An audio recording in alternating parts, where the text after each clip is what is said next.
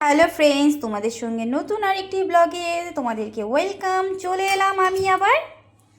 তো দেখো, এখানে বাঁধাকপিগুলোকে মা মেশিনের মধ্যে সব কুচিয়ে নিয়েছে, লবণ মেখে চিপে নিয়েছে, জল অনেকটা বেরিয়েছে। এটা দিয়ে করবে হচ্ছে বাঁধাকপির মাঞ্চুরি। তার জন্য লাগছে হচ্ছে কর্নফ্লাওয়ার, ময়দা, পেঁয়াজ কুচি, ধনেপাতা কুচি, আর হচ্ছে রসুন, আদা কুচি, টমেটো, পেঁয়াজ, ক্যাপসিকাম, আদা বাটা। তো তোমরা বন্ধুরা দেখতে থাকো, সঙ্গে থাকো কি করে কি করছে মা। এখন মা এর মধ্যে অ্যাড করে দিচ্ছে আদা রসুনের পেস্ট, যেটা বেটে রেখেছিল, একটু নুন, কর্নফ্লাওয়ার 2 চামচ। এবার দিয়ে দিল মা ময়দা। এখানে চলে গেল চিনি, হলুদ গুঁড়ো, ধনে পাতা কুচি, পেঁয়াজ কুচানো আর লঙ্কা কুচানোটাও দিয়ে দিল। এখন দিয়ে দিচ্ছে সয়া সস। পরিমাণ অনুযায়ী তোমরা বন্ধুরা অ্যাড করো। এখন মা এটা হাতে ভালো করে ম্যাশ করে নিবে। দেখো ফ্রেন্ডস, এটা হাত দিয়ে করতে হবে অবশ্যই, ভালো করে চটকে চটকে, না হয়তো ওটা টেস্টটা আসবে না। দেখো ফ্রেন্ডস, কি সুন্দর করে মেখে নিয়েছে মা। এটা 10 মিনিটের জন্য রেস্টে রেখে দিবে। তারপর কি করে কি প্রসেস করছে তোমাদের সঙ্গে আমি শেয়ার করছি। 10 মিনিট রেস্টে রাখার পর মা এখন এগুলো কি সুন্দর করে ভেজে নেবে। মা এক এক করে বড়াগুলো সুন্দর করে ভেজে তুলে নিবে। সবগুলোই এভাবে ভেজে নেবে।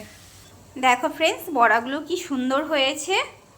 মা আরও সব ছেড়ে ভেজে নেবে। সবগুলো ভাজা কমপ্লিট হয়ে গেছে। আর এখন মা দিয়ে দিয়েছে আদা কুচি, গরম তেলের মধ্যে রসুন কুচি। এটা ভালো করে একটু ভেজে নেবে। দেখো ফ্রেন্ডস, কি সুন্দর ভাজা হয়ে গেছে, একটা ব্রাউন কালার চলে এসছে আর সুন্দর একটা স্মেল বেরিয়েছে। এখন মা দিয়ে দিচ্ছে পেঁয়াজ কুচি। পেঁয়াজগুলো একটু বড় বড় করেই কাটতে হবে, যেহেতু চিলি হবে এটা, বলেই দিলাম। মাঞ্চুরি। আচ্ছা, এখন ক্যাপসিকাম দিয়ে দিল। এখন স্বাদ অনুযায়ী নুন দিয়ে দেওয়া হলো। টমেটো কুচিটাও দিয়ে দিল মা।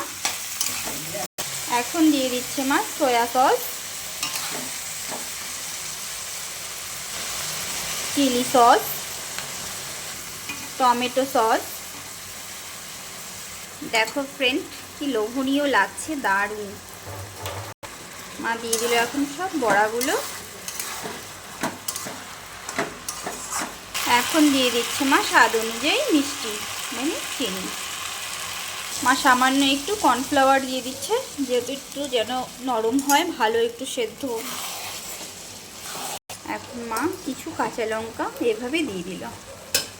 দেখো ফ্রেন্ডস, বাঁধাকপির মাঞ্চুরি একদম রেডি। তোমাদের তো মা পুরো রেসিপিটাই দেখিয়ে দিল। তো প্লিজ সবাই একবার ট্রাই করো, আশা করি ভালো লাগবে। নতুন আরেকটি ব্লগের সঙ্গে তোমাদের সঙ্গে ভীষণ তাড়াতাড়ি চলে আসবো। আমাকে এইভাবেই ভালোবেসো, এইভাবেই সাপোর্ট করো।